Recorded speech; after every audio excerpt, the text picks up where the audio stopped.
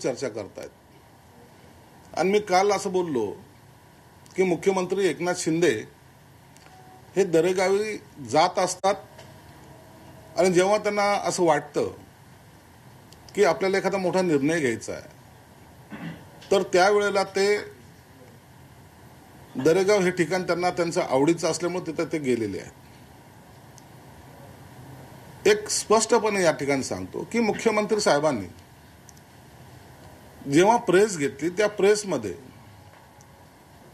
अत्यंत परखडपणे सांगितलंय की महाराष्ट्रामध्ये सत्ता स्थापन करायला माझा कोणताही अडसर असू नये किंवा माझ्यामुळे सरकार बनत नाही अशी काही लोकांची जी काही धारणा झालेली आहे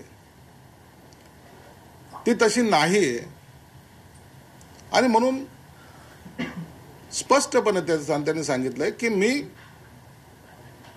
तिथं कुठलाही अडसर आणणार नाही, वरिष्ठ जे नेते निर्णय घेतील त्याला माझा पक्ष आणि मी बांधील राहील। एवढं स्पष्टपणे निर्णय घेतल्यानंतर दिल्लीमध्ये झालेल्या बैठकीमध्ये सुद्धा त्यांनी आवर्जून हेच सांगितलं की आपण निर्णय घ्यावा, तो आम्हाला मान्य असेल। आता हा खऱ्या अर्थानं भाजपच्या वरिष्ठ नेत्यांनी याच्यात निर्णय घ्यायचा आहे। एकंदरीत राजकीय समीकरण पाहून कुणाला मुख्यमंत्री करावं हा विषय मोदी साहेब आणि अमित शाह साहेबांकडे आहे। त्या निर्णयाला का वेळ लागतोय याबद्दलची आम्हाला कोणतीही माहिती नाही, परंतु जोपर्यंत मुख्यमंत्र्यांचा चेहरा किंवा मुख्यमंत्री ठरत नाही तोपर्यंत इतर खात्यावर सुद्धा काही चर्चा झाल्याचं मला माहिती नाहीये। पण जनरली असं असतं की जेव्हा सत्ता परिवर्तन होतं किंवा मुख्यमंत्री बदलतो त्यावेळेला ज्या पक्षाचा मुख्यमंत्री असतो त्याच्याकडे असलेली खाती किंवा त्याच्या सहकार्याकडे असलेली खाती याबद्दलचं खाते वाटपाचा चर्चा सुरू होते। परंतु ती मुख्यमंत्री झाल्यानंतर, मुख्यमंत्र्याचं नाव जाहीर झाल्यानंतर, म्हणून काही लोकांना प्रश्न पडलाय की या महाराष्ट्राचं काय होईल। काही विद्वान तर हे म्हणायला लागले की हे सरकार कुणाच्या भरोश्यावर सोडलं, ज्यांना राजकारणाशी काही देणं घेणं नाही। अचानक पावसाळ्यात उगवलेल्या सारखे ते उगवलेत, कधी त्यांचा अंत होईल माहीत नाही। परंतु आजही मुख्यमंत्री एकनाथ शिंदे हे काळजीवाहू मुख्यमंत्री आहेत याची त्यांना साधी कल्पना सुद्धा नाही। पण सरकार काही वाऱ्यावर सोडलेलं नाही, सरकार आपल्या पद्धतीने काम करतंय। जो काही 2-3 दिवसाचा विलंब लागणार आहे त्या 2-3 दिवसाच्या विलंबामध्ये आता सोमवारी मला वाटतं आपल्या माहितीनुसारच आपल्याकडून चॅनलवर चाललंय की भाजपचे पक्षश्रेष्ठी कोणी पाठवणार आहेत, निरीक्षक पाठवणार आहेत आणि गटनेत्याची निवड होणार आहे। शिंदे साहेब आपला निर्णय काय घेतात, का ते दरेगावला गेलेत, त्यांची तब्येत ठीक नाही का, की त्यांना वेगळा निर्णय घ्यायचा काही, असं समजण्याचं काहीच कारण नाही। शिंदे साहेबांनी सत्ता सोडताना सुद्धा त्या दिलेरपणानं, त्या कॉन्फिडन्सने ती सत्ता सोडलेली आहे। काही लोकांना त्यांचा चेहरा पडलेला दिसतो। आम्ही लाचारासारखं नाटकं करणारी लोक नाही आहेत, पोटात एक आणि ओठात एक आणणारी ही औलाद नाही। आमच्या जे चेहऱ्यावर असेल तेच आमच्या मनात असतं आणि आम्ही नाराजी जरी असली तर आम्ही उघडपणे जाहीर करू।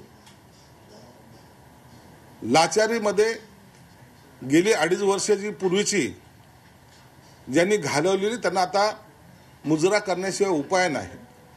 म्हणून कधी ते कुणाची तारीफ करतात, कुणावर टीका करतात, त्या टीकेला करण्याला सुद्धा काही अर्थ नाही। यांनी आता टीकेशिवाय यांच्याकडे दुसरा उद्योग राहिलेला नाही। म्हणून तुम्हाला स्पष्टपणे सांगतो, शिंदे साहेबांनी आपली भूमिका स्पष्ट केलेली आहे। शिंदे साहेबांनी सांगितलंय की तुम्हाला जो निर्णय घ्यायचा तो घ्या, मी शिवसेनेचा पक्षप्रमुख म्हणून, मुख्य नेता म्हणून माझी त्याला संमती असेल, आम्ही तुमच्या बरोबर आहोत। महायुतीमध्ये कोणत्याही प्रकारचा खोडा किंवा महायुतीमध्ये कोणत्याही प्रकारचा ताण तणाव नाही. संजय राऊतांनी आज असं म्हटलंय की एकनाथ शिंदे यांचं मानसिक संतुलन बिघडलंय, त्यांच्या आरोग्यावरती परिणाम झालाय, त्यामुळे त्यांच्या सहकाऱ्यांनी त्यांच्यावरती चांगले उपचार करावेत अशा पद्धतीची टीका केली. मानसिक संतुलन कुणाचं बिघडलंय हे विधानसभेच्या निकालानंतर कळालेलं आहे.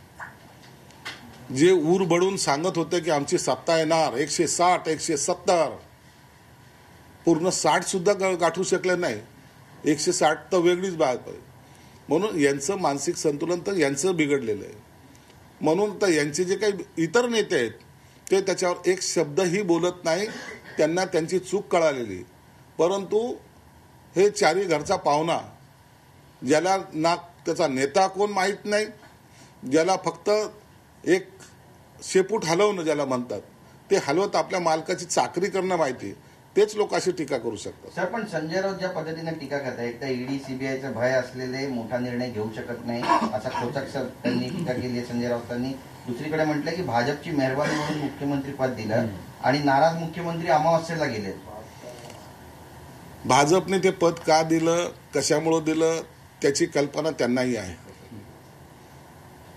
भाजपच्या दारामध्ये जाऊन तिथून किती वेळा वापस आली याची कल्पना सुद्धा संजय राऊतला आहे.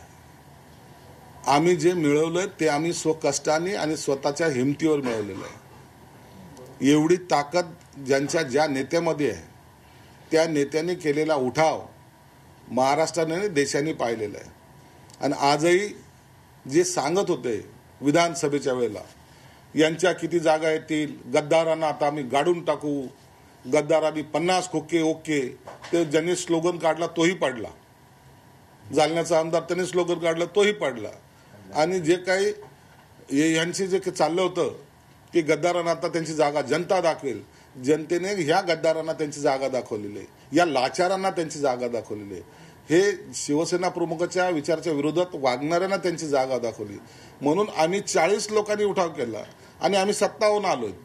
म्हणजे जनतेने आम्हाला ऍक्सेप्ट केलं आणि यांच्या मागं लाता मारलेल्या आहेत हे विसरत आहेत. परंतु गिरा तो भी टांग ऊपर ही यांची नेहमीची भूमिका आहे. नाही, पण ते म्हणतात की शिवसेना फोडली म्हणून मेहरबानी म्हणून 2.5 वर्ष त्यांना काय माहिती, हे दिल्ली शर्वाशी किती वेळा फोन करायचे, शिंदेना घेऊ नका, आम्ही येतो. कोणत्या कोणत्या माध्यमातून फोन केलेले आहेत, कुणाला हाताशी धरलेले, यांचे सगळ्यांचे रेकॉर्ड आमच्याकडे आहेत. म्हणून हे लाचार नंतर इतके पळत होते, परंतु यांना जेव्हा नाही म्हणून सांगितलं त्या टायमाला यांची पोपटासारखी पोपटपंची सुरू झालेली. म्हणून आता ना ते भाजपकडे जाऊ शकत, ना जे काँग्रेस आहे त्यांचं किती प्रेम आहे आता तुम्ही गेल्या 2 दिवसात पाहताय. म्हणून घरकाना घाटका ही यांची स्थिती झालेली आहे. शरद पवार साहेब यामध्ये जी भूमिका घेत आहेत त्यानुसार असं वाटतंय की आता उबाटाचं कार्यकाल किंवा त्यांचं सर्व लाईफ आता या ठिकाणी संपलेलं आहे. त्यामध्ये मोदी शहांचे लाडके भाऊ आता राहिलेले नाहीयेत असं म्हणतात. ज्या पद्धतीने टीका टिप्पणी होते, केवळ मुख्यमंत्री पदाचा चेहरा जाहीर होत नाहीये यासाठी विरोधकांच्या हाती आयतं पोलीस सापडले म्हणा. त्यांचे किती लाडके भाऊ आहेत की नाही त्याला तुम्हाला करायचंय काय? अहो, ते एकनाथ शिंदे आहेत, ते तुमच्यासारखे लाचार थोडी आहेत. सिल्वर ओकर मुजरा घालणारे थोडी आहेत ते लोक. राहुल गांधीला भेटायला काश्मीर पर्यंत जाणारे थोडी आहेत. त्यांच्या भारत जोडो यात्रेमध्ये रस्त्यामध्ये जाऊन यवतमाळकडे भेटणारे, गळ्यात गळा घालणारे ते थोडी येते. ते एकनाथ शिंदे आहेत. आणि सत्ता सोडताना सुद्धा अशी इझिली सोडता येते. तुमच्यासारखे चिटकून नाही बसलेले. 5 वर्षाची सत्ता चालले फरफटत. 5 वर्ष आता मी मुख्यमंत्री राहणार, 5 वर्ष आता आपण असं राज्य करणार. जेव्हा ही सत्ता जाते ना त्या टायमाची बेचैनी आता उबाटाच्या गटाच्या नेत्यांच्या चेहऱ्यावर दिसते. एकही नेता बोलत नाही. एकही नेता बोलतोय कोण? हे भाडेकरू. म्हणून यांच्या स्टेटमेंटला आम्ही जास्त महत्व देत नाही. त्यांनी असं म्हटलंय की भाजपनं त्यांचा मूळ गुणधर्म जो आहे हा दाखवून दिलेला आहे.